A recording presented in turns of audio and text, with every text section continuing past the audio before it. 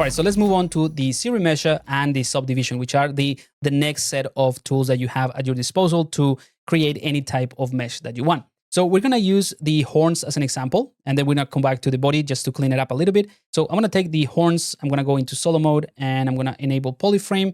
And before I move on, I'm gonna click on auto groups so that we have two different groups. We can also mirror and well, and that way we have the same group and the same topology on both sides. So nothing new, just kind of like reiterating things that we've done in the past. So let's go ahead and open up the geometry palette. Like I said, we're gonna be using this quite a bit when it comes to sculpting. And we're gonna collapse the Dynamesh, and we're gonna open up the ZRemesher.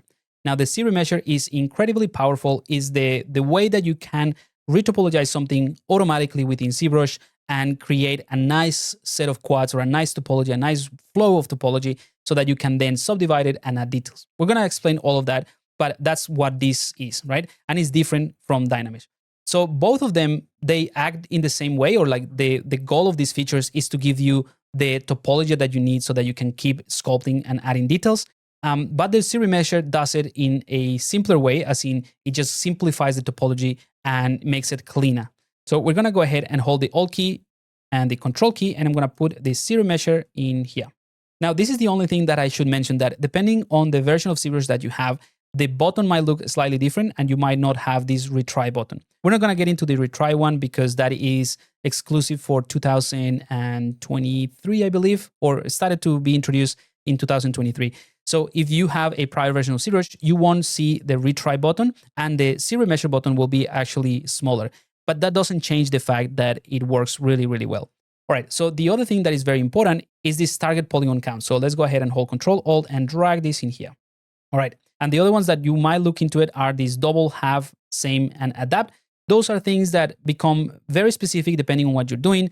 I'm not gonna touch it because with the default settings and just playing with the polygon count, you can basically achieve very similar results. So I'm gonna just collapse this. Again, just two things that we're gonna deal with in this case. All right, so I'm gonna go ahead and click on ZRemesher now just to show you what it does. ZBrush is going to look at the topology and is going to create nice, evenly distributed quads. Great, so now we have a very clean geometry. It can be improved, but that's all a matter of using the ZRemesher. So let's go ahead and make sure that we have symmetry here. I'm gonna hold the Shift key and smooth this out a little bit. Maybe I'm also gonna reduce the intensity because it's pretty intense. Again, holding Shift so that I can access the intensity of the smooth brush. And I'm just gonna smooth out the geometry a little bit. And now that I have something smooth out, I'm gonna click on ZRemesher again. And you see, it gives me a slightly different topology.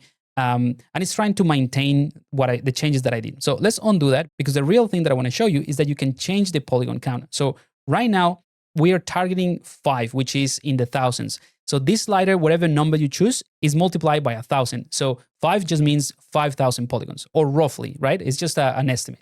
So in order to visualize this better and be able to understand what you're doing, I'm gonna bring in a couple more things. And we have space here in this area.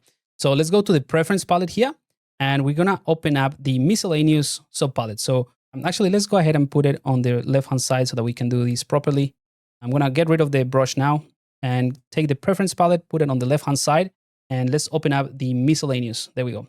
So these metrics here will tell you exactly how many polygons we have in the active subtool and in total. So you see that this one that we have here, the active polygon count, it says 4,963. So that is very, very close to 5,000, right? That's what we said in the ZRemesher. And that is telling you how many polygons there are in these horns. So I'm gonna hold the Control and the Alt key, and I'm gonna drag this in here. Let's put it in there. There we go. All right. Now, the other value that you might be interested in is the one that says total polygon count. So I'm gonna hold Control, click and drag, and put this in here next to it. The difference between these two, we can just go ahead and close this now. The difference between the total points and the active polygons has to do with the subtool. So right now in the entire tool, we have 439,000 polygons, right? That is taking into account the body, the eyes, the pupils, the horns, the teeth, and even the other pieces that are hidden. So it's just telling you in general, the entirety of this tool has these many polygons. And you see that because now I have selected the body, we have 390,000 points. So I'm gonna choose my horns again, which I have 5,000, and that has to do with this slider. So let's go ahead and reduce the polygon count to maybe 1. So this is 1,000 polygons. Let's remesh that, And we can do it with symmetry so that both have the same symmetrical alignment of polygons. Click on ZRemesher. And there we go. So in this case, it's not as close as 1000, but again, it's just an approximation. So I think this one gives you a cleaner topology, so that is pretty good. We can reduce it even more. Let's go for 0.5, so like 500.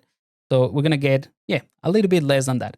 So I think this one works. I think I like the previous one, so I'm gonna undo that. And this is one of the greatest things about the ZRemesher, that you can try a few things and then see if that works. And if not, just undo and change the polygon count. So this is what I got with a target polygon count of 1, which is about 2,700. Great. So that is pretty much it. That is the basics of ZRemesher. You can just remesh anything that you want. Just for the sake of demo, I'm going to do it with the body, and I'll undo that because I'm going to show you a different thing. So I'm going to take this Dynamesh, and if I want a cleaner set of topology, once I finish with my blockout and some of the sculpting, I'm going to click on ZRemesher and a target polygon count of 5. And you see it takes slightly longer, but we now have a very nice and clean topology. All right. So that is the essence of ZRemesher. You can just create something that looks clean, and it would allow you to add details a lot easier, and anything else that we do after. So I'm going to go ahead and undo that because I'll show you something else. Go back to what we're doing, which is the horns here. And I think these ones are ready to go. So what I'm going to show you is how to detail these ones using the subdivision level, which is another kind of like the cornerstone of the ZBrush process. Like using subdivision levels, it allows you to have the lowest one, which is in this case what we have, but also a high subdivision level, and is going to be very, very smooth to move around and to sculpt. So I'm going to go into solo mode, and let's go ahead and bring in those subdivision levels. So I'm going to go ahead and open up the geometry palette. Like I said, a lot of these things are within the geometry palette. And I'm going to use this divide button. But before I do it, actually, I'm going to turn off this polyframe and use something like the damp standard. And I'm going to reduce my brush size. So right now, because we use the ZRemesher and we have a clean topology, if I go ahead and use my damp standard brush, maybe a larger brush size, it's going to be very hard to create a nice and clean crevice because we don't have enough resolution, right? And this is what's happening. We're just pushing a few points around, right? So we won't be able to create any details unless we have more topology. So you can totally go for the Dynamesh, right? So you can click Dynamesh and turn this into something that has more resolution, and you can add your details. And then you can actually go ahead and do ZRemesher again. And that new ZRemesher is going to take into account any changes in the volume that you've done. So you'll see now we have another ZRemesher that has some really nice topology, considering the awful detail that I did. But this is something that you can do. However, let's go ahead and undo all of that. Go back to what we had before. Instead of doing this, because obviously that's the only way so far that we have to add details, we can rely on the subdivision levels. So that's what this divide is. So I'm going to hold the Control and the Alt key, click on divide, and I'm going to put this around here. Let's actually put it in here, okay? And I'm going to also bring in a couple more things once they become available. Right now, all of this is grayed out because we don't have subdivision levels really, so you cannot see how they work.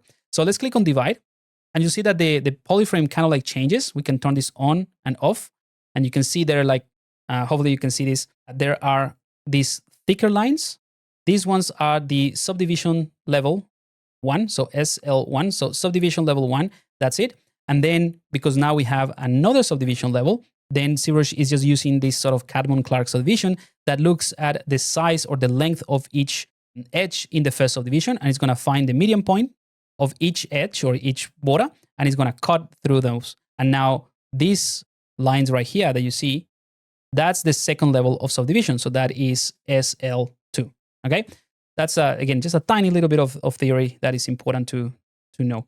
So we now have more geometry, but it's still, if I turn this off and go with my damp standard, it's still not enough to create the details that I want, all right? That's not a problem. We can go ahead and click on divide once again, and you see things are getting smoother and the polygons are smaller. So now we have a bit more room to play with the details. Let's click on divide one more time, and now we're getting to a point where we can actually create some really nice details. So let's divide again. Now we have something really, really smooth. So this is one of the pillars of the sculpting in ZBrush. You need to balance a bit the underlying topology, because if you have something like a Dynamesh object and start dividing it, even if you can, you are dividing something that has a bunch of triangles, and you end up with lots of artifacts that are really hard to polish. So that's why the ZRemesher is a fantastic tool, because it gives you clean topology that is easy to sculpt and to add details to. So just to prove the point, let's go ahead and undo that. And we're going to go back to this in just a second. Let's select the body here, which is our Dynamesh object. We can definitely go ahead and subdivide it. So look what's going to happen to the active polygon count, which is currently 390,000 points. I'm going to click on divide. So now we had 1.5 million polygons, which is still very decent, very manageable for ZBrush. We have 2 subdivision levels. And if we get closer, we just have a bunch of triangles.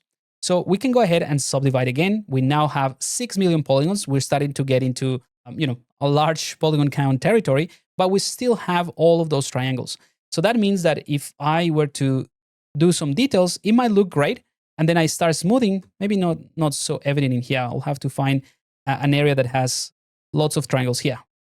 All of this, I can start smoothing that out. I'm pressing really hard, by the way, and I cannot smooth this enough. So I'm pressing super hard, but because of the underlying topology that has all of these triangles, it creates these points, these poles that have a connection of more than 4 edges. So it kind of becomes like a star. Let me be very specific about this because it's very important to understand the difference and so that you can choose between Dynamesh or ZRemesher. So you have this, and this connection. So that creates this sort of like star pole. And this is something that is useful in certain cases. Like if you're doing a retopology of a face, you might have this around the cheeks area or like around the nose, but it needs to be hidden in a way that is not going to affect the details. But in this case, we have way too many. Let's get rid of that one. So we have way too many of these points, and it's going to become a real problem to try to smooth that out when we're doing details, right? And you can start to see the lumpiness of this. So even though you can have a Dynamesh object and subdivide it, it is not ideal because of this reason. So let's go ahead and undo all of this, and we are back to our normal Dynamesh. So let's go back to our horns. That's what I just wanted to explain that bit.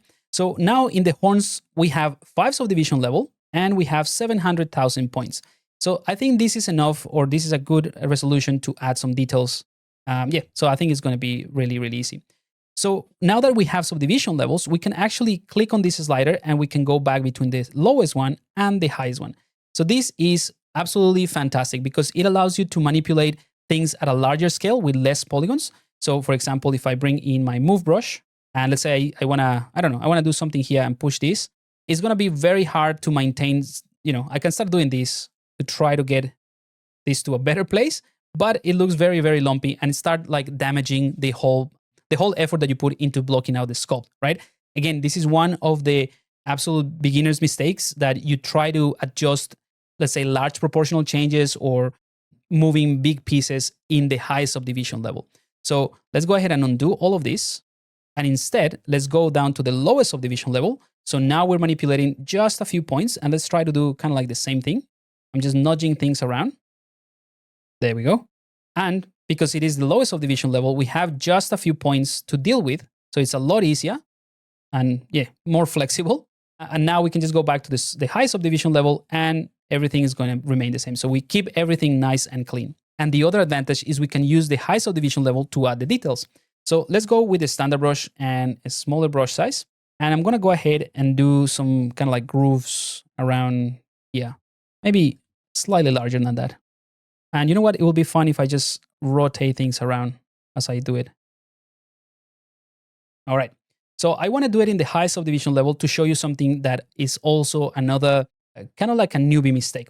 Just because I have 5 subdivision levels and I go to the high subdivision to create details, it doesn't mean that is the best way to add details. Because if you look at this, it's very evident where I sort of like stop my stroke and I started another one, right? And that is because just the fact that we have lots of resolution, right? So if I do something like this and then I start another one, you start to see that lumpiness that it is very, very evident in like, beginner's mistake kind of thing. So I'm going to undo all of that and just show you that you can go to maybe subdivision level 3 or maybe 2 even, and you can start kind of like blocking out those details. And if you've seen some of my training before, I always mention the importance of blocking out the first or the primary shapes and then the secondary. So in this case, this will be my secondary shape in a way. So I'm going to do something like that. Maybe in here, I'll just wrap it around the other side here and then here. I'm not going to do too many, just want to show you the process really. And then you can spend as much time on those details as you want to. All right. So that is just creating something that looks very, jagged in this case, in the second subdivision level. But if I just go to the third one, you see things looks very, very smooth. And I go to the subdivision level 4 and then to 5. So now all I need to do is go through this and smooth them out. You can obviously sharpen them up as you go, but this will be my recommendation, that you'll go bit by bit through your subdivision levels and adjust things as you go. And that creates a clean, simple geometry that follows, the patterns that you want to create. I'm going to take the damp standard brush and I'm going to increase the brush size, and I'm going to maybe reduce the intensity as well and smooth that out. As soon as I finish that sort of stroke, I smooth it out. There we go. And let's do it here. And maybe something so that we can wrap this pattern around nicely. Okay, great. So I think that works. And also remember, you have the ability to press the Alt key and invert the effect of that brush if you want to sharpen up, some details. Okay, so now we have 5 subdivision levels. We have details in the highest subdivision level, and then we have the lowest subdivision level. Right. So what I'll do for the custom UI so that you can access all of this is to hold the Control, the Alt key, and click and drag in here. And this is going to be the way that I can go up and down in subdivision levels. That's it. Now you also have this restore, you have delete higher, delete lower, all of these things. We're not going to deal with that right now because this allows you to sort of like remove the subdivision levels and, use this in a different process. But again, it would just go outside of the scope of this series, which is already pretty long anyway. So this is all you need to work with, with meshes that have all these details that you want to add to your sculpt. So that is pretty good.